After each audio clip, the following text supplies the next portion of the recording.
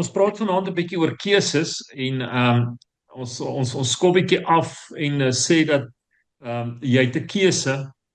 Nou van julle wat nou baie slim is, speel skaak en dan sal die ander man sê dis jou skuif. So skuif jy die hele skaakbord tot jy op 'n plek kom wat hy sê skaakmat. Die opponent sê skaakmat, dan het jy uit jou skuwe uitgehardloop. Maar ons as kinders van die Here moet altyd onthou, God het die laaste skuif. Ja. God het die laaste skuif. Ek wil hê ons moet dit net altyd onthou. As kind van God is, kan ons nooit op 'n plek kom dat ons skaakmat is nie. Want as ons uit hierdie lewe uitleef, dan leef ons vir altyd saam met hom. So hou dit maar net in gedagte. Ons praat 'n bietjie, jy het 'n keuse. Nou saam met ons het iemand gewerk. Lisel ken hom baie goed en hy het altyd gesê die lewe bestaan uit keuses. Jy moet keuses maak. As die persoon dit met die persoon gebeur en hy sê ja, maar hy het verkeerd gekies. Keuses wat die persoon gemaak het.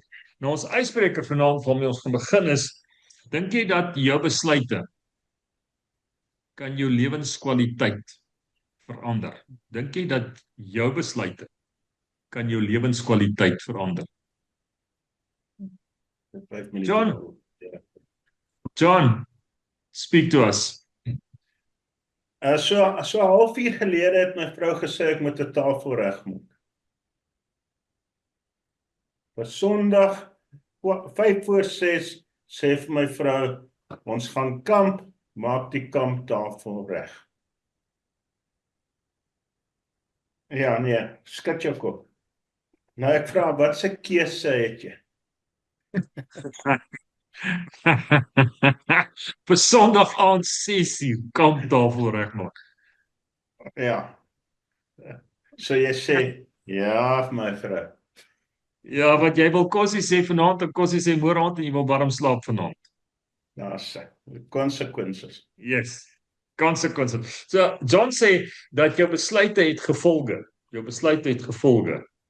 Rina, jou besluite wat jy maak, kan jou lewenskwaliteit verander? Yes. Jy kan nie net sê yes nie. Jy moet 'n bietjie meer sê as yes. Dit kan met albei kante doen. Soos dit is, jy moet kan saamleef met jou besluite en as jy verkeerde besluit gemaak het, dan kan dit die lewe moeilik maak vir jou, maar jy kan nog steeds deur dit kom om dan te besluit, om vrede te maak met die besluit wat jy geneem het en dan die beste te maak daarvan. As mense verkeerde besluit gemaak het, dink jy dit is mens moet saamleef met daai besluit? Ja. Wat sê Anita? Ek sê ja, Wynand sê jy moet vrede maak daarmee. Jy het eers gesê nee, maar Wynand het gesê sê ja en toe besluit jy maar net nee, okay. Okay. Kom ons hoor wat sê Lisel. Besluite, Lisel. Verander kan jou besluite jou lewenskwaliteit verander? Ja, ek dink grootliks. Dit hang maar van omstandighede af, maar ja, ek dink dit kan. Okay, jy bring 'n ander woord, omstandighede. Nie almal van ons kan besluit om ryk te wees nie, né? Maar ja, okay, Marius, dink jy dat besluite kan jou lewenskwaliteit verander? Ja, dit doen definitief. Met baie goed moet jy tevrede wees. En daar is baie goed wat jy nie kan verander nie. As jy sê maar nie gelukkig is in jou werkie en jy kan 'n ander werk kry, dan kan jy daai ander werk vat want jy dalk meer gelukkig by kan wees. Jy gaan nie altyd voor die tyd weet nie. Jy beplan dit maar vooruit, maar dit moet nog eers uitspeel om te sien of jy gelukkig gaan wees of nie. Ek dink soos as jy getroud is, dit is 'n keuse wat jy gemaak het wat jy nie net kan verander as jy nie gelukkig is nie. Dis hoekom hulle sê dis die perdekoopie. Jy gaan nie die bruid net skiet of weggee vir iemand anders nie. Jy gaan die beste maak reg deur jou lewe. Okay, so jy leef met die gevolg daarvan. Ek dink jy die keuses wat jy maak, kan jy vir jouself lekker maak. Is maar 'n koopskyf wat jy doen. Ja, tevrede. Dit is maar die woord tevrede. Stel, dink jy dat jou keuses kan jou lewenskwaliteit verander?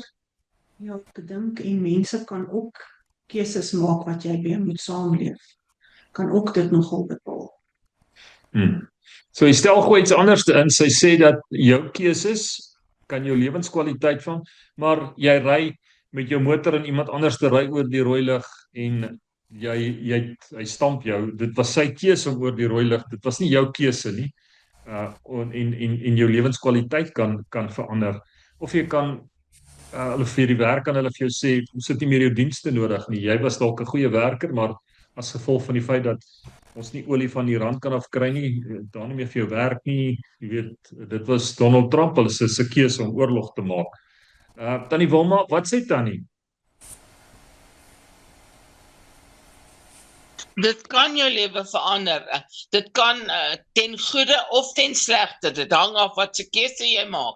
Soos byvoorbeeld ek dink nou toe jy nou praat oor die olie, maar mense wat op pensioen gaan, baie mense wil nie meer werk nie, dan gaan hulle te vroeg op pensioen en dan lewe hulle lank en dan hou hulle geld nie, dan het hulle verkeerde besluit gemaak. Mens moet as jy 'n besluit wil maak, moet jy deeglik daaraan dink en as jy 'n maat het, soos 'n man of 'n vrou, dan moet julle saam besluit en sê, okay, die man sê hierdie ding en die vrou sê daai ding en dan moet julle saam besluit wat gaan die beste uitkoms wees. Nou, stem jy saam? Ja, nogal met Tannie Wilma, ja, want ek sal sê as ek 'n keuse maak met my eie begeerte, kan ek mense seermaak, maar ek kan met wyse besluite en keuse kan ek mense beskerm. Okay, so Salome kom met iets interessants. Sy sê die motief van jou besluit. Hoekom het jy daai besluit geneem? Dit speel 'n rol. Is dit 'n emosionele besluit? Is dit 'n deurdagte besluit? Gaan ek mense seermaak met hierdie besluit ensovoorts ensovoorts. Wynand, hoe voel jy vanaand oor die vraagie? Ek dink absoluut. Eerstens, my vrou het besluit ek mag nie vroeg doodgaan nie Tannie Wilma. So daai besluit het ons saamgevat. As jy 'n student is en jy besluit jy gaan liewer 'n student wees en jy gaan nie swat nie, het jy 'n keuse gemaak of jy met 'n graad deur die lewe gaan of sonder daai graad deur die lewe gaan, waar jy in die werkplek gaan inval. Maak 'n groot impak, 'n besluit wat jy in jou lewe maak. Maar ek dink as ons die besluite wat ons in die lewe moet maak, meer op die Here moet raadpleeg, sal ons baie minder slegte besluite maak as wat ons tans in ons lewe doen. Wynand bring 'n baie interessante gedagte. Hy sê jou besluite wat jy neem, ek dink Salome het ook daaraan geraak, jy moet konsulteer en Marius het ook gesê jy moet dink voor jy besluit neem. Maar Wynand kom dit dan hy sê as jy 'n besluit neem wat volgens die wil van die Here, sal dit 'n goeie besluit wees. Anita, hoe voel jy oor dit? Pastoor Louis, ek dink niemand maak 'n besluit met die doel dat dit nou moet sleg uitdraai nie. So ek dink almal maak 'n besluit en dink dit gaan goed wees. Dit is 'n goeie besluit. So as ons soos almal nou eintlik maar sê, as ons nie onderskeiding het of die wil van die Here of die Here ten minste ken nie, dan gaan dit dalk tydelik 'n goed uitdraai, maar dan op die lang duur is dit dalk nie 'n goeie besluit gewees nie, maar die aanvanklike besluit wat jy geneem het was nooit eintlik met die doel dat dit jou lewe moet verbeter, maar dan doen dit nie noodwendig nie. Ja, ek dink Anita, om by jou aan te sluit, ek is van die mense wat ek glo wat Jonah gedoen het, is hy het 'n verkeerde besluit geneem. Here het gesê gaan Ninive toe en hy gaan Tarsus toe. En baie keer almal van ons is perfek nie, ons neem verkeerde besluite. En gaan jy vir die res van jou lewe vir die volgende 50 jaar met hierdie verkeerde besluit saamleef? Jy het nou 'n Toyota gekoop in plaas van 'n Ford. Hoe lank gaan jy nou suffer met daai Toyota? Moet jy nie maar op 'n stadium kom en nie oor die boord spring Okay, maar dis net my siening en sê ek gaan terug van waar ek gekom het en ek betaal my skoolgeld vir my verkeerde besluit, maar ek gaan nie vir 60 jaar hierdie las op my skouers dra nie. Dis net 'n opinie gewees wat ek gegee het. Maar sekere besluite soos Marius gesê het, as jy gesê het I do for better of worse vir altyd, en die Bybel sê so mooi, jy moet terugdink aan die dag van jou vrou van haar jonke. Jy verstaan. Onthou hoe jy gevoel het voor jy getrou het. En ek is seker nie een van julle het hier gesit het getrou as gevolg van geld. Almal van ons wat hier sit het getrou as gevolg van liefde. Dis waaraan jy jouself moet herinner. En wanneer dit nou sleg gaan en wanneer dit nou dinge nou nie meer goed gaan nie, dan moet jy daaraan dink. Right, kom ons kyk wat sê die Bybel vanaand en ons kyk na Deuteronomium 30 vers 16 tot 20. Kan julle stel hoor as hy praat? Ja. Yes. Okay. Stel Deuteronomium 30 vers 16 tot 20. Want ek het jou vandag beveel, dit is om die Here jou God lief te hê, in sy weë te wandel, en sy gebooie en sy insettinge, en sy verordeninge te onthou, sodat jy kan lewe en vermenigvuldig, en die Here jou God jou mag seën in die land waarin jy gaan, om dit in besit te neem. Maar as jou hart hom afwend, en jy nie luister nie, en jy jou laat verlei, sodat jy voor ander gode neerbuig en hulle dien, dan verkondig ek julle vandag, dat julle seker sal omkom.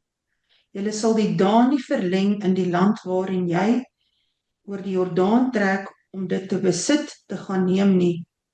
Ek neem vandag die hemel en die aardes as getuies teen julle, die lewe en die dood. Die seën en die vloek het ek jou voorgehou. Kies dan die lewe, dat jy kan lewe, jy en jou nageslag.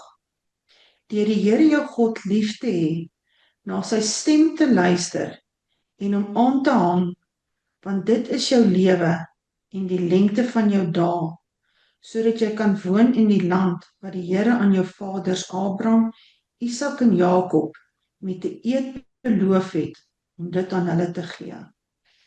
Okay, dankie. Enige iemand bietjie opinie oor hierdie gedeelte wat ons gelees het?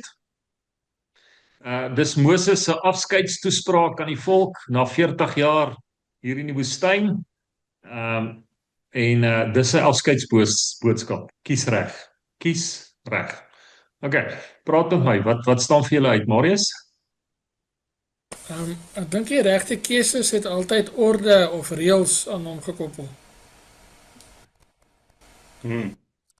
As jy verkeerde keuses neem, dan sit ek weet nie wat sy regte naam is, maar dis soos losbandig. Daar's niks bande wat jy vashou nie. Jy doen maar net wat jy wil. Yes, ja. Ek stem saam met jou. Verkeerde keuses, die verkeerde keuse is eintlik altyd die mees populêre keuse. Ja, want hy lyk maklik, want hy het nie allerhande goed waaraan jy moet gehoor gee nie. Regte keuse vra 'n prys, né? Yes, ek stem saam. Nog iemand iets sê oor hierdie gedeelte wat vir julle uitgestaan het? Hulle sê ook kies lewe. Die regte keuse het 'n positiewe reward. Ja. Ek dink as enige keuse wat ons moet maak, moet ons toets aan Deuteronomium 30, veral vers 19. Kies lewe of kies dood. Watse keuse jy moet maak, moet jy dink, wat gaan die gevolge wees van my besluit? Gaan dit lewe bring? Nie emosionele besluit neem nie. Ons gaan nou kyk, ons gaan bietjie nou praat oor emosies en besluite. Maar gaan dit lewe op die lang duur bring of gaan dit dood bring? As Wynand nou vanaand vies raak vir sy buurman en hy besluit, okay, hy gaan sy buurman se plaas afbraak. Is dit 'n keuse van lewe of is dit 'n keuse van dood, Wynand? Ek dink vir my soos dood. Dood. Nie net vir jou buurman nie, maar in die toekoms kan hy dalk jou plaas kom afbreek. daai van saai en maai. Ek het nou maar sommer net 'n voorbeeld geneem. So vir my is hierdie baie belangrik in elke keuse wat ons maak. En hoeveel keuses maak ons 'n dag? Hoeveel besluite neem ons 'n dag? Baie. Okay, wie gaan dit tel môre? Wie het tyd om dit te tel? Dis ongeveer 35,000 keuses wat jy per dag neem. 35,000 besluite. En daar's maklike besluite om by 'n trappie te kom en jou voet op te sit. Dis nie 'n bewuslike besluit nie. Dit is deel van jou menswees om jou voet op te sit. Maar daar's keuses, bewuslike besluite. Trek ek nou die blou hemp, trek ek die groen hemp, trek ek die swart hemp aan? Dis is en ek weet nie, mans het bietjie as dames. Alright. Julle verstaan wat ek sê, né, Marius? Ja, okay. Alright. Weet, maar daar's ander moeiliker besluite. Marius wou iets gesê het. Gaan nie die trui aantrek want die vrou sê so ja of nee.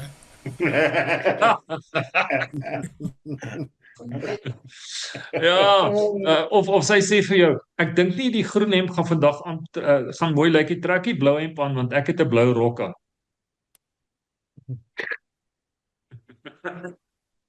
John, sê iets of is jy bang? Is jy nog bang vir daai tafel wat jy moet gaan regmaak? Nee, los.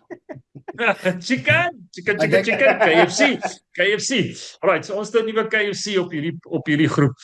Ek dink wat ek moet sê is, ek dink ek doen net so 10,000 besluite, die res doen my vrou vir my. Alright. Ja, dis nie regtig so nie. Right. Maar jy neem ongeveer 35,000 besluite. En dan moet jy onthou, vir ons wat getroud is, daar is ook nie net besluite wat jy alleen kan neem. Nee. As Salome môre 'n nuwe kar wil koop, dan koop sy. Ja. Maar as Rina môre 'n nuwe motor wil koop, dan moet sy bietjie gaan vra vir oom John. Wat dink jy van die nuwe Suzuki wat 'n Cross of wat is sy naam ook al? Suzuki wat die een wat nou kom. Jy verstaan. So dit maak besluite bietjie moeilik, maar een van die interessante dinge is dat die mens en die dier, een van die groot verskille tussen die mens en die dier, God het vir ons hierdie wonderlike vermoë gegee om iets uit te redeneer en te besluit. En ons moet kies tussen lewe en dood. My besluit wat ek gaan neem, gaan dit lewe bring, gaan dit dood bring. Onthou 'n dier word gemotiveer net vir twee goed in sy lewe. En dis vir kos en voortplanting. Dis sy drange wat hom dryf om 'n besluit te neem. Dis kos en drange, niks anders te nie. En ek weet julle gaan met my verskil, hulle neem 'n besluit want hulle is lief vir my. Nee, hulle is lief vir jou omdat jy vir hulle kos gee. Okay, nou het ek moeilikheid, Lisel, né? Bietjie. Okay. Die opskrif van die volgende gedeelte is: die kruisiging herstel my vryheid om te kies. God het die mens geskape vir Adam en Eva om te kan kies. Kom ons kyk wat sê die Bybel in Genesis 3 vers 4 tot 6, Anita. Toe sê die slang vir die vrou: "Julle sal gewis nie sterwe nie, maar God weet dat as julle daarvan eet, julle oë sal oopgaan, sodat julle soos God sal wees deur goed en kwaad te ken." Toe sien die vrou dat die boom goed was om van te eet en dat hy 'n lus was vir die oë, ja, 'n boom wat 'n mens kan begeer om verstand te verkry. En sy neem van sy vrug en eet en gee ook aan haar man by haar, en hy het geëet. Is ek reg as ek sê dis die eerste opgetekende besluit in die Bybel? Van die mensdom, van die mensekant af. God het besluit, laat daar lig wees, maar van die mensekant af is dit die eerste opgetekende besluit. En God het gesê, van hierdie boom mag julle nie eet nie. Maar die vyand het gekom en vir haar gesê, neem van die boom en eet. Nou, die vraag is wat ons vanaand so 'n bietjie moet stil staan, wat motiveer my besluite? Wat motiveer my besluite? Ons het nou gepraat van 'n dier se besluit word Either deur voortplanting of 'n drang om te eet. Wat motiveer my besluit en kom ons kyk wat het Eva se besluit gemotiveer? Hoekom het sy hierdie besluit geneem? Is dit 'n begeerte? Dit was 'n begeerte, okay? So haar besluit was gedryf deur haar sintuie. Die vrug die was lus vir die oog, dit was lekker, dit het lekker gelyk. Wat het haar nog gedryf om 'n besluit te neem, om hierdie besluit te neem? Dalk Dit nou is gelyk as jy skielik slim word as jy daai ding eet. Ekskuus Marius? Ekskuus Marius? sy was nou skieurig geweest oor dit wat die slang gesê het. Gaan dit so wees of nie, gaan sy meer weet of nie. Ekskuus Anita? Was aan my ma. Miskien twyfel? Twyfel, ekskuus Salome. Wynand, jy het iets gesê? Sy het gedink sy gaan wys word, kennis kry. En alles wat ons sê is die waarheid. As jy vandag 'n besluit moet neem, wat speel 'n rol daaraan in die besluit waarna jy neem? Konsekwensies. Die gevolg. John kyk altyd na die einddoel en dan neem hy die besluit. Konsekwensies. Gevolge. Wat nog? Marius, as jy 'n besluit moet neem? Ek kyk baie na die verlede. In die verlede het ek 'n Toyota gekoop en die Toyota lek olie in my garage. Ek gaan nie weer 'n Toyota koop. Ek kyk baie keer na die verlede, Marius. Ja, ek kyk ook na die probability. Ek is nog nie seker die Afrikaanse woord nie, maar wat is die probabiliteit? Ja, gaan dit goed of sleg wees?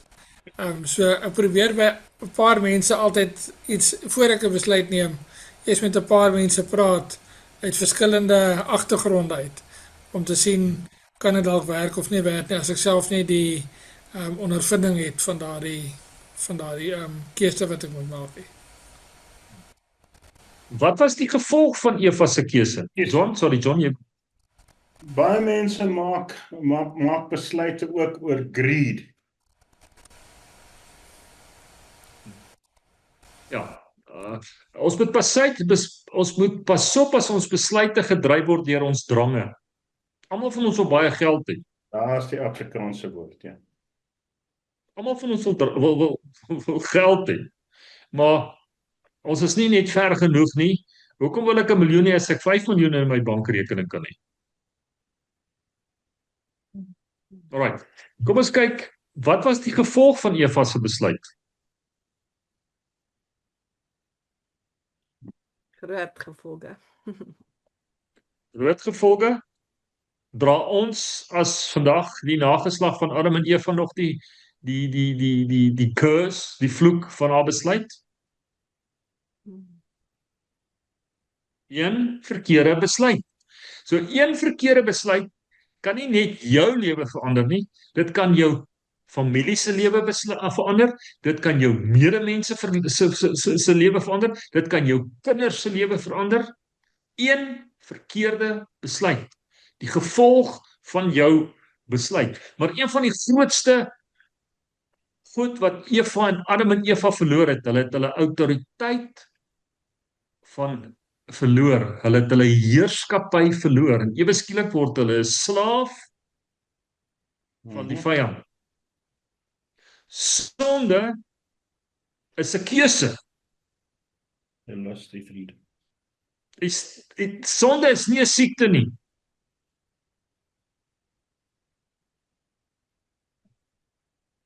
Okay, ek dink ons sluit af met gebed. Ek sien julle wil nie praat nie.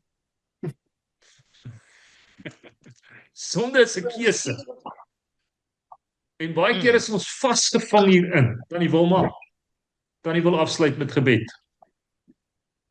Nee. Ek sê dis soos John nou nog gesê het, dis oor geldgierigheid. soos jare terug, vandag nie so meer nie, maar as jy 'n werk het en jy kry R5 'n uur meer by 'n ander plek, dan loop jy, en jy dink nie aan jou eindtermyn dat jy by een plek meer 'n pensioen gaan opbou as wat jy aanhou die bal rol, aanhou wentel. Jy gaan niks opbou nie. Soos mense wat van huis na huis, jy gaan nie in 'n huis nie en jy bly daar en jy dink, okay, 'n langtermyn, dan koop jy die huis, jy huur die huis en dan betaal iemand anders se skuld af. En dan op die ou einde dan het jy nie regtig iets nie. Verseker. Ek stem saam met Tannie. Maar al die besluite wat ons neem is nie maklik nie. Alles is nie wit en swart nie. Ek het Wynand so 'n bietjie leer ken al, en vir Wynand is 'n grys gedeelte 'n moeilike ding. Dis of wit of swart. Wynand, is ek reg of verkeerd? Ja, nee, pastoor, dit is definitief reg. Okay. Annelies sit nou nie aan sy loer vir my, maar ek meen ek is amper ook soos jy, en dis moeilik om 'n grys gebied te kry. Dis dinge so of 'n dinge so, finish en klaar. Maar party besluite is moeilik in die lewe. En iewers in my lewe het ek op 'n plek gekom en ek besef ek het nie al die kennis nie. Ek het nie al die wysheid om altyd die regte besluit. En nie al die besluite wat ek neem is reg. Dis bevrydend om eendag daarby uit te kom. Okay, maar kom ons kyk van 'n moeilike besluit. Lisel 1 Konings 3 vers 23 tot 28, en dit was die slimste man in die wêreld wat hierdie besluit moes geneem het. Twee, amper sê ek nou daai H-woord, 2 prostituie kom by koning Salomo, en hulle het albei babatjies gehad, en een het haar babatjie dood gelê in die nag, en toe het sy gegaan en die dooie babatjie by die ander een in die bed gesit, en die lewendige babatjie by haar gevat, en toe sê die ander een, maar dis nie my baba nie, julle ken die gedeelte van sonnaskool daar af, en nou is hulle voor koning Salomo en hy moet 'n besluit neem, en die kantoor wat die DNA toetse doen is buitewerking, en hulle kan nie DNA toetse nou nie, want hulle is in Suid-Afrika, en nou moet hy 'n besluit neem, Lisel. Toe sê die koning, albei van julle maak aanspraak op die lewende kind en albei sê die dooie een is die ander een sin. Goed, bring vir my 'n swaard. Iemand het vir hom 'n swaard gebring. Hy sê toe, sny die lewende kind in 2 en gee 'n helfte vir elkeen van hulle. Maar die ma van die lewende kind roep toe uit, nee my heer, gee dan liewer die lewende kind vir haar, maar moenie hom doodmaak nie. Maar die ander vrou sê, dis goed so, dan sal hy nog myne, nog joune wees, sny hom deur. Toe sê die koning, moenie die kind doodmaak nie, gee die lewende kind aan die eerste vrou, sy is die regte ma. Die koning se uitspraak het in die hele Israel bekend geword. Hulle het groot respek vir die koning gekry, want hulle het besef dat God besondere wysheid aan hom gegee het om regverdig te kan oordeel. Okay, iets wat uit hierdie gedeelte vir julle na vore kom.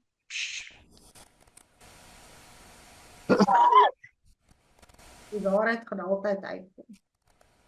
Die waarheid gaan seëvier. Gou van dit. Nog iets wat uitgekom het vir julle? Altyd. Dat sy moes opoffer net dat haar kind kon lewe. Sy sou eerder dit opgeoffer het om nie ma te wees nie, net dat haar kind kon lewe. Die ma wat die kind opgeoffer het, sy het gesê sy offer haar kind op, dat haar kind kan lewe. Haar besluit wat sy geneem het sy geneem, sodat haar kind kan lewe. Mooi, goeie en uitstel. Nog iets wat iemand het gedoen het? Ek wil graag kom op die punt en sê, wat het Salomo gedoen toe hy gekonfronteer word deur 'n moeilike besluit? Die eerste ding is, hy het die feite ingewin. Hy Hy het geluister wat hulle sê. En nie twee vrouens voor hom gestaan en is maklik as twee mense voor jou staan en een het 'n krimpelien rokkie aan en die ander een het 'n pragtige rokkie aan, dan vat jy eerder die kant van die pragtige rokkie as die krimpelien rokkie. Maar hier sit twee vrouens voor hom en hy besluit hy gaan feite insamel. Hy gaan nie 'n emosionele besluit maak.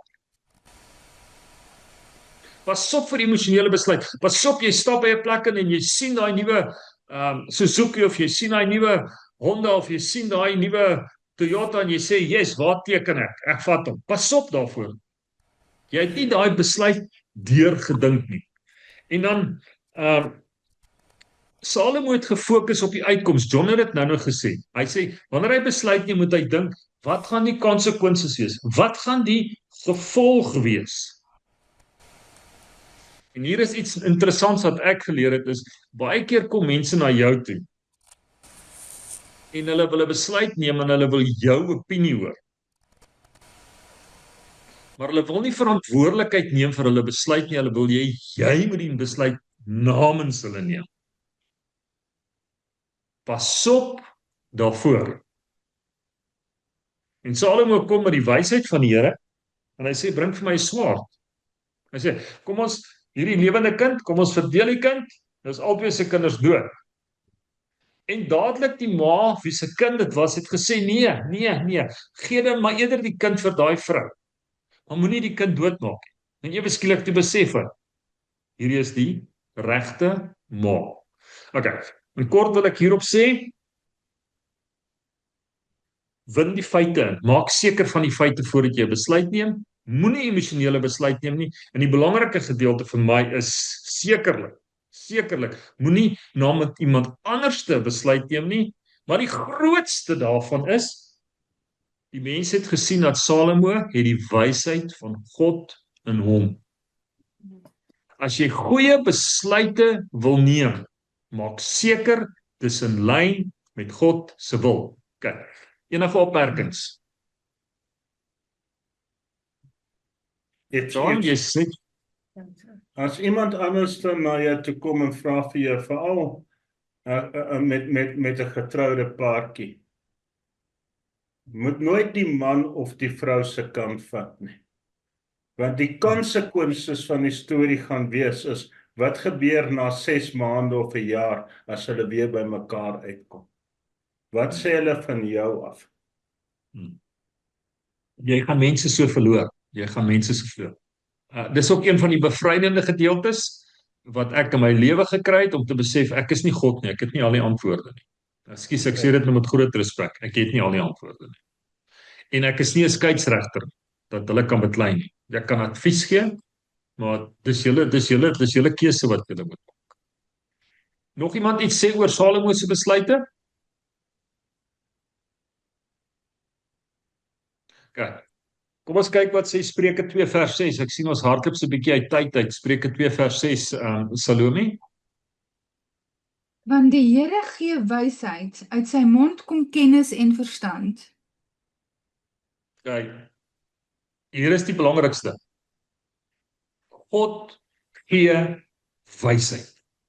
God gee wysheid. Iemand iets sê oor hierdie ene Spreuke 2 vers 6? Kyk, kom ons gaan na die volgende ene toe. Anita, Matteus 7 vers 24 tot 27.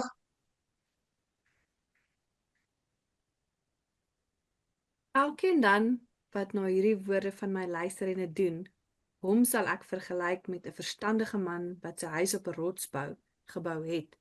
En die reën het geval en die waterstrome het gekom en die winde het gewaai en teen daardie huis aangestorm en dit het nie geval nie, want sy fondamente was op die rots. En elkeen wat na hierdie woorde van my luister en dit nie doen nie, sal vergelyk word met 'n dwaase man wat sy huis op die sand gebou het. En die reën het geval en die waterstrome het gekom en die winde het gewaai en teen daardie huis aangestorm en dit het geval en sy val was groot. Dankie. Enige opinie oor hierdie ene? Sure. Ek dink vir my staan uit daai laaste paar woorde wat en sy val was groot, die een wat nie geluister het nie. Hoe neem ek wyse besluite? Anita, ek stem 100% saam met jou. Dit was die gevolg. Die een se huis het, die gevolg is die een se huis het gestaan, die ander een se gevolg is die huis het omgeval. Hoe neem ek wyse besluite?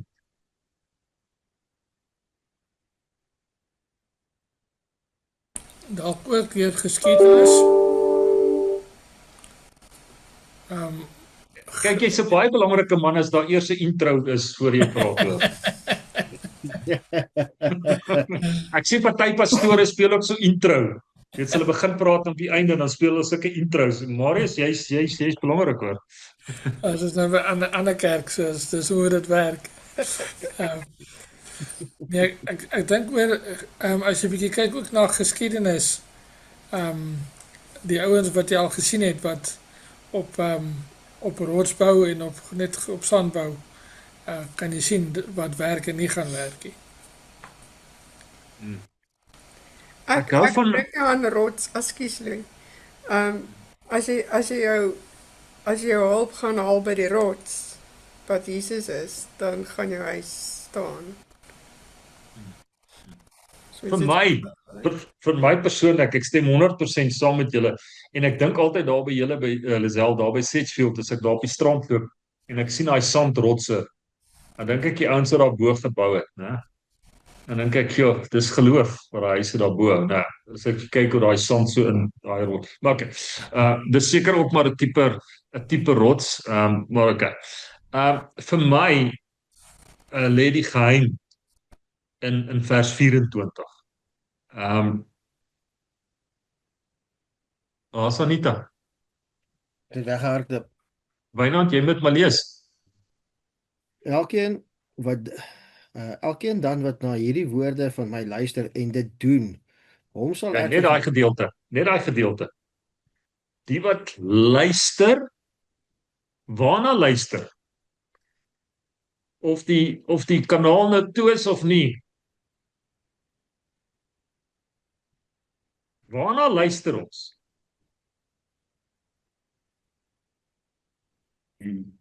Na God se woord.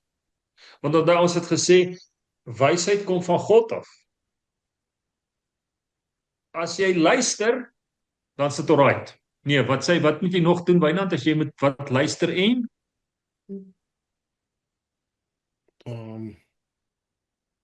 en dit doen. Jy moet dit doen ook. ja, Jy moet dit baie uitvoer. van ons het die kennis om die regte besluit te neem, maar van daar tot by die hande gaan dit verkeerd of van daar tot by die tong gaan dit verkeerd. Iewers daar kom emosies in en daar kom ander goed in en dan doen ons die verkeerde ding. Jy weet wat is die regte ding om te doen. En luister ons soms net te Luister- veel van mense wat nie deel aan die konsekwensies van daai besluit nie.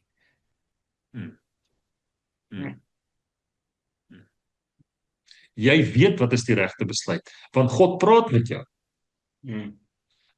Nou het jy geluister en nou doen jy dit. En nou kom ons by die volgende teksvers. Hoe praat God met ons? En ons kan die heel aand daaroor net praat. Maar ons het 10 minute wat ons oor hierdie vers gaan praat. Hoe praat God met ons? Hoe praat God met ons? John, hoe lank terug kan jy onthou? Nie lank terug kan ek dit. Hoe lank terug kan jy onthou? So omtrent so 4 jaar oud. Ja, dis nie so. Ek soek iemand wat kan onthou tot sy so jaar oud was. Dit sal 'n vrou wees, want 'n vrou is slim. Kan jy onthou toe jy 'n jaar oud was, Salome? Ek kan nog voor dit onthou want nee.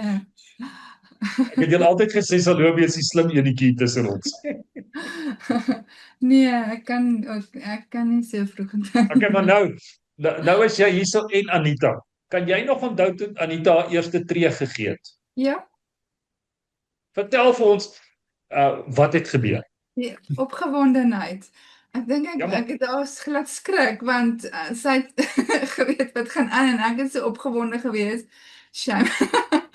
En ja, sy is rarig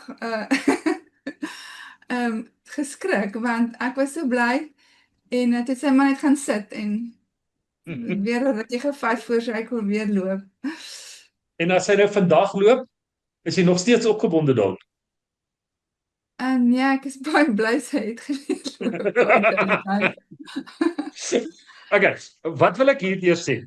Aan die begin, toe John nou geleer loop het, as hy dit nou kan onthou, maar nou kan hy dit nie onthou nie, het sy ma of wie ook al gestaan, of wie hom groot gemaak het op daai stadium gesê, John, John, John, John, John, John. En John se oogies het so geflikker, terwyl hy so gekruip het. Ek het Lisel het nie gekruip. Hoe het jy gemaak, Lisel? Net opgestaan en geloop. Sy het net opgestaan, sy het nooit gekruip nie. Sy het daai gedeelte gemis in haar lewe. Ons weet dit vandag, né? Ja, Maar maar jy weet, sy was eers 8 gewees. okay. Jy slaap vanaand buite. Alright. En haar ma het voor haar gestaan en Salome het gesê, kom Anita, Anita. En sy het geskrik en ewe skielik staan sy op en sy loop. As Anita vandag loop, Wynand, is daai selfde opgewondenheid nog aan jou as die dag toe Benita haar eerste tree gegee het. Nee, pastoor. Vandag is dit normaal dat sy loop. Wat sê Anita, Baie keer. loop nie baie nie, sy sit en maak besluite deesdae. En sy delegeer nou. Sy's nou op daai plek waar sy kan delegeer en sê, gaan doen dit en doen dit en doen dit. Okay, Marius slaap buite, Wynand slaap buite, ons gaan vir julle bid. Dis nog net ek en John wat binne slaap. John gaan die tafel regmaak en Annelie is nie hier nie, so ek kan baie dinge van haar vertel. Julle kan niks sê wat ek Nee, jy sit feesdag. Alright. Hoe praat God met ons? Kom ons kyk wat sê Jesaja 30 vers 21. Rina?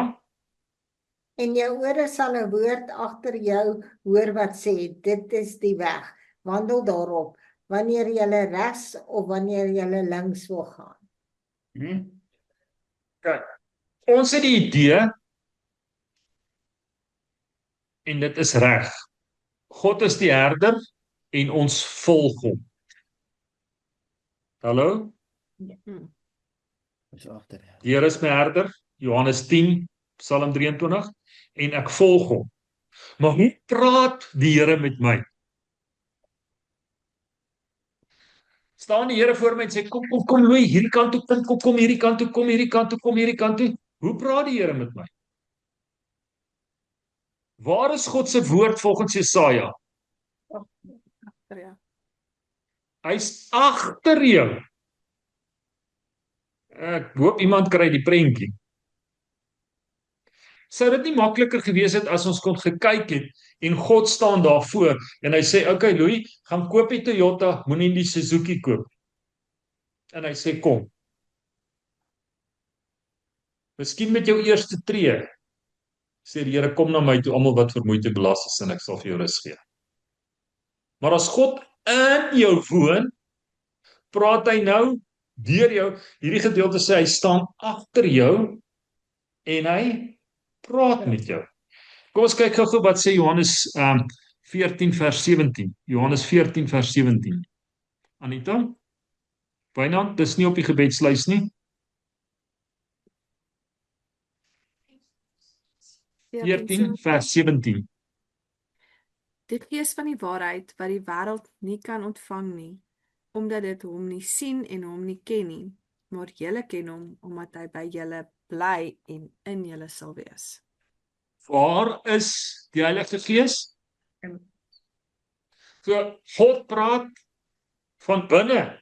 Hy staan nie daar so en sê, kom hier die eerste tree nie, kom nie. Ekskuus as ek wil nie disrespectful teenoor God nie.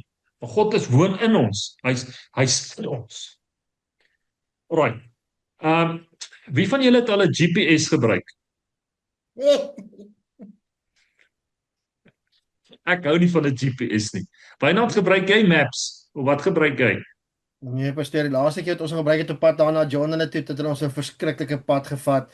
'n Gedeelte wat ek gesê het in die lewe wat ek nooit wil gaan bly nie. Dit was nie op jou ou nie. Okay. As die GPS vir jou sê of Maps of wat ook al vir jou sê, en dit gebeur baie met Louis, draai links.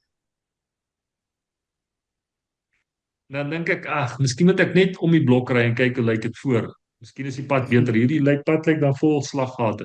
En ek ry verby die pad. Weet julle wat doen my GPS? Hy sê vir jou draai Dan om. sê my GPS vir my, jy is onnosel. Hoekom luister jy nie? Okay, dit was my manual GPS. My gewone GPS, né? Praat nie so met my nie. Wat sê my GPS, Marius, as ek verkeerd afdraai? Geef jou 'n nuwe roete. Geef jou 'n nuwe roete. Make a U-turn. Make a U-turn. Luister, hierdie is nou ons joke nou hier. Die Heilige Gees gaan jou nie veroordeel as jy verkeerde roete neem nie. Die vyand gaan vir jou sê, man, jy's onnosel en jy's 'n werf, wat ook al, en al daai goeters, maar Wynand, moenie jou oë so trek nie. Die Heilige Gees gaan vir jou sê, make a U-turn. Hy gaan sag met jou praat. Right. Ja. Die laaste. Okay, John? Ja nee, ek sal nou weer praat. John sê hy kry sy ammunisie bymekaar. Right. So hy gaan sag met jou praat. God gaan sê hy praat agter jou, hy gaan sê gaan links, gaan regs. En as ek reguit gaan hy my nie los nie. Hy gaan nie vir my sê jy's onnosel nie. Hy gaan nie vir my vertel ek luister nie. Hy gaan net sê, wat gaan hy sê? Wat is sy mooi woord? Maak 'n U-turn. Voor hy vir my sê, hy gaan eers sê, hy maak 'n nuwe calculation. Ja, recalculate. Turn around, turn left, turn right. Maar op die einde gaan ek by die regte plek uitkom as ek na die stem luister. Nou wat sê 2 Korintiërs 5 vers 7 vir ons? Ons ken hom nou al uit die hart uit. 2 Korintiërs 5 vers 7. Stel. Wynand, ekskuus, hy's ook nie op die gebedslys nie. Want ons wandel deur geloof en nie deur aanskouing. Want ons wandel deur geloof en nie deur aanskouing nie. Dit sou baie maklik gewees het as ek die pad voor my gesien het die hele tyd. Maar wat was ek dan? Ek was 'n robot. En God se liefde vir my is so groot. Hy sê, ek wil net inspraak maak op jou lewe. Ek wil nie jou lewe beheer nie. Jy is in beheer van jou eie lewe. Maar as jy 'n goeie lewe wil hê, lewe volgens my stem wat in jou is. Waardeur kom die gehoor? Waardeur kom die geloof? Deur die gehoor in die woord van God. So, nou hoor ek die stem, al sien ek dit nie, hoor ek dit. Okay, John, jy wou iets gesê het. Jare gelede het ek 'n besluit gemaak. En almal het gedink dit was 'n baie dom besluit om uit Nelspruit uit te trek. En ja, dit het rupsies veroorsaak met Rene en ek en 'n paar ander mense. Maar as ek terugkyk na 25, 26 jaar gelede, nee, was dit die regte besluit. Ek het, en jy weet, en almal het vir my gesê, maar jy het nie hieroor gebid nie, jy het nie dit gedoen nie, jy maak dit, jy doen dit. Maar, wat het gebeur? Wat was die gevolge? Die gevolge is ek het wonderlike mense op my pad gekry, wat my baie gehelp het, en my laat baie groei. Ek het nou eendag vir iemand vertel toe ons van jou geskinder het, John, toe sê ek vir die persoon, op 'n stadium was John geldgedrewe, nou is hy sielsgedrewe, hy's mensgedrewe. Wel, dit het gebeur in dit Dis hoekom ek moes uit Nelspruit uitkom. En ek gaan dit enig op jou begrafnis sê nie, ek sê dit sommer nou vir jou, ek haal my hoed vir jou af. Jy is Jy's nie meer baie geld welkom. gedrewe. Nee, maar Jy's luister baie wat ek vir jou sê. Jy hoor wat ek vir jou sê. Baie keer sê ons die goed op jou ou se begrafnis. Ou moet dit vir mekaar sê soos vanaand. John, ek waardeer jou en ek respekteer jou vir die feit dat jy nie meer geld gedrewe is nie. Die Here seën jou. Want jy kan skaapchops eet. Ek weet die Here seën jou. Maar ek is mal daaroor dat jy mensgedrewe geraak het. Ek is mal daaroor. En as ek mal daaroor is ek seker die Here spring oor die hy's baie opgewonde. Jy sien baie keer is ons werfhoenders. Ons is werfhoenders wat net agter iemand anders te aanloop. As hulle van die vrugte eet, dan eet ons ook maar van die vrugte. Kom ons kom op 'n plek dat ons nie 'n werfhoender word en net gaan skrop waar ander goed skrop nie. Kom ons raak arende. Ons luister na die stem van God. Okay, nog iemand iets gesê het oor Jesaja 30 vers 21? Wynand, jy's baie stil. Nee, ek luister. Dis reg. Hulle reg. Kom ons kyk na die laaste gedeelte.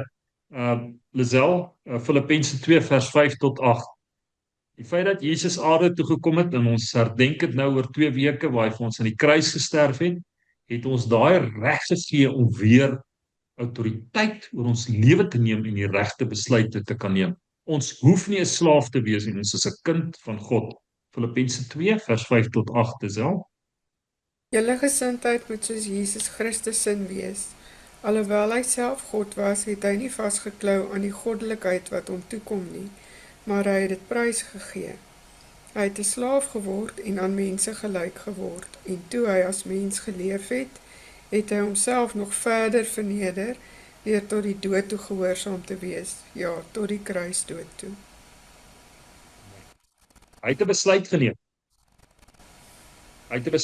Hy gaan sy goddelike eienskappe eenkant toe sit. Hy het nie nodig gehad om dit te doen nie. En hy sal kom. Hy sal die prys wees.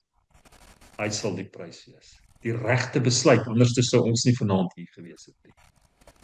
Right, dit was besluite, jy het 'n keuse in die lewe. Wynand, iets wat jy wil byvoeg?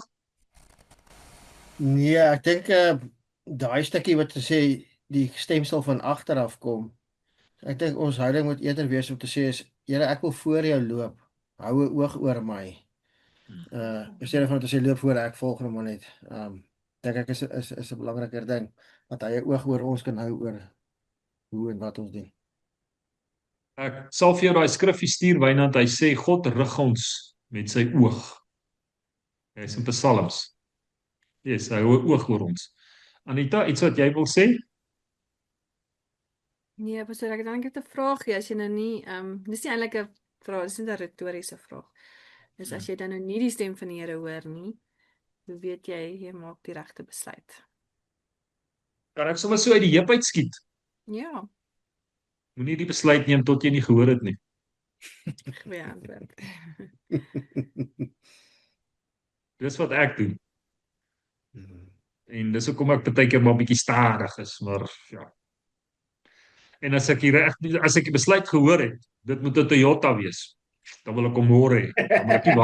Dan wil ek nie wag tot Salome, iets wat jy wil byvoeg? Nee, ek is reg, dankie. Tannie Wilma? Ek is reg, dankie Louis. Sissie? Ek dink ook daai wat jy sê hy loop agter ons. As jy val, is hy daar om jou te vang as hy agter jou is. As jy val, is hy daar wat agter is, hy kan jou vang. Maar ek sien wat jy iets gesê het. Sy sê net so, sy lief julle. Okay. John, iets van jou kant af? Nee. Rina? Probeer net alles, as jy regtig besluit moet doen, meer dit aan God se woord. Yes. Die belangrikste is om sy stem te hoor, né? En sy stem is in jou. Hy's in jou. Lisel, Ek reg, dankie. maar sê jy net bietjie meer as dit? Ek is heeltemal reg, dankie. Ja, ek dink goeie besluite bring vir jou vrede in die hart. Van die dag wat jy hom gemaak het, en deur as jy daar deur gaan. En as jy daai vrede in die hart het en later gaan dit sleg, dan dra daai vrede wat jy in die hart gehad het jou nog steeds, want dit gee vir jou daardie moed om aan te gaan, want daar was dalk nog net 'n speed bump geweest wat jy het, maar dit is nog steeds vrede, jy is nog steeds op die regte pad. Dit is nog steeds nie heeltemal laat jou vrede daarmee heen is nie. Dan wonder ook nou met Salomo saam met die 700 vroue, was hy slim geweest om 700 vroue te hê, of is dit omdat hy 700 vroue gehad het dat hy slim was? Ja, ek dink die laaste gedeelte is die waarheid, Maurice. Hy het baie taxi drivers gehad as hy iewers heen gery het. Okay, dis net so in die ligte kant. Alright. Gebedsversoeke, hou vir Sakkie op asseblief, Lisel. En ons dra vir Annelie op dat sy gesond word. Hierdie huis, sy probeer hard, maar die stel is lui, sy wil ook nie help nie en ek moet alles alleen doen. So nee, ek spesiok hoor jok daaroor. Dit net vir Annelie, ek gaan haar môre by die dokter uitbring, dat sy gesond kan word. Ek kan nie hierdie stilte in die huis, dit werk nie vir my nie. Wynand, enige gebedsversoeke? Nee, pastoor, ek dink ons bid dat ons uit die woord van die Here sal hoor voordat ons besluite sal neem, altyd. Dit is die eerste ding wat ek dink wat ons nou voor kan vra. En dan is ons eintlik met dankbare hart, as dit sê hier en daar kry ons 'n paar druppeltjies, is nou weer 'n bietjie gedrup. Wonderlik. Dit lyk mooi en dinge gaan aan. So ja, is maar dit. Het jy al enstof gekry, Wynand? Nee, pastoor, ons sal maar 'n bietjie hierdie week 'n bietjie opvolging hoor hoe ver staan ons in daai lyn. Ons val onder 'n rooi gebied, so hulle sal ons as 'n prioriteit klassifiseer, maar ons weet nog nie hoe lank dit gaan vat nie. Word al die beeste ingeënt of word dit nou net is dit 'n inenting of is dit 'n gesond maak, wat is dit medikasie? Nee, dis 'n inenting, alles op ouer as 3 weke word geënt. Lekker, die kinders, vrou almal, voor die voet. Ek het seker groot spyte gekry vir die vrouens en kinders. Ja. Okay, Anita, enige gebedsversoeke? Pastoor, as ons nog steeds vir Wynand se voet kan bid, ons het 'n afspraak gemaak by dokter, en dan ook net bid vir ons boerdery, vir ons besigheid, vir finansies. Dit is maar taaf nog steeds. Dit daaroor. Wynand, Anita, voordat God die sluise van die hemel oor julle oopmaak. Net soos hy in die verlede voorsien het, sal hy weer vir julle voorsien. Ons glo dit. Salome, iets wat ons kan saam bid? Net my staande asseblief, baie dankie. Dit vir Reinhardsvleis. En Salome is nogal redelik hoog op by gebedslys. Ek weet nie hoekom nie. Maar as ek bid is haar naam nogal redelik hoog op. Iemand wat ek nou besig is om af te haal is John. John, moet ek jou ophou of moet ek nog vir jou bid? Nee, ek is Shanna. Weet. Maar ek het altyd gebed nodig, nee. Yes, ja. Vir alle Rena sê dis 'n 24 uur storie. Okay, John. Any prayer request? Ja, kan ons net 'n jong mannetjie by die naam van Franco op die lys sit asseblief.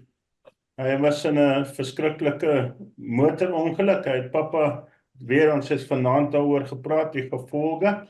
Hy het pappa se kar laasweek Sondag aand 11:00 uit die garage uitgevat en gedink sy Toyota en hy het gedink hy kan voelbaar fooing gaan doen met 'n bottel brandewyn in die hande. En toe rol hy die kar sonder safety belt of iets en hy is uit die kar uitgegooi. En ons is mamma en pappa wil dit nou nie glo nie, en ons glo dit ook nie, maar die dokters het gesê dat hy is basies breindood. Het hulle die masjien al afgesit, John? Nee, die mamma en pappa weier. Okay. Alright. Okay. So asseblief dit wat gebeur met ons het juist vanaand daaroor gepraat, gevolge. Ons bid vir Franco se familie en ook vir hom. By die Here is enigiets moontlik. Maar Amen. ons bid vir hulle dat daar rustigheid in hulle harte sal kom. Rina, enigiets van jou kant af? Nee, dankbaar hart. Amen. Sissie? Ek is reg, dankie. Reg. Ek kyk dit gou verby by my beste helfte. Sy sê alles is reg. Lisel, iets van jou kant af? Nee, ons is dankbaar vir die reën wat geval het. Ons het so amper 40 gekry. Ons Wonderlik. soek nog die damme is nog leeg. Wonderlik. Ja, is reg. Dit kom. Hoe gaan met oupa? Oupa is net baie swak. Hy ja, sy lyfie is moeg. En met Wanda? Gaan met Wanda, Marius? Nee, sy gaan nog aan. Ek het haar nog steeds nie gesien nie. Ja, ek dink die gewrig is beter. Dit is maar nog steeds dan net die dubbelvisie. Lyk my dis maar die ergste, want sukkel ook nou maar dat sy nie kan bestuur en sulke tipe goede nie. Dit vir haar. Dit vir iets anders te Marius? Nee, ek is reg vir die week, dankie. Tannie Womba? Enige gebedsversoeke van Tannie? Dankie, Louis. Nee. Alright, John, kan jy vir ons bid asseblief? Ekskuus tog? Ek wil net vra of Rina nie haar sussie wil ophou nie. Sy sukkel mos nog met haar. Dan Ekskuus Rina? Ja, dit is sy is op baie swaar, wat ek bedoel, kwaai behandeling, maar sy kan amper nie meer sien nie. So So, jy stel is met die breinvirus. Enige gebedsversoeke? Okay. Right. Dankie John. Sê vir ons bid asseblief. Lord, thank you that you give us a free will to be able to make choices. But Lord, let us listen to what you want us to do and not what we want to do, Lord. Lord, it is so easy then to turn around and to blame you instead of pointing fingers at us or myself and saying, but it was my free choice to make those decisions. And Lord, as we go into this week, protect us, keep us safe. And Lord, all the prayers that we need, all the prayer on the list, Lord, look after those people, keep them safe, give them hope, Lord. Because, Lord, anything is possible with you, Lord, as long as we believe. And Lord, thank you for this family. Thank you that we can get together every Sunday. Thank you to Louis for doing all the homework. It's not that easy. It takes time. And Lord, we bless him. And Lord, let us carry on being a lighthouse for people outside there. And let us not be shy to spread the word. And we ask this in your precious name.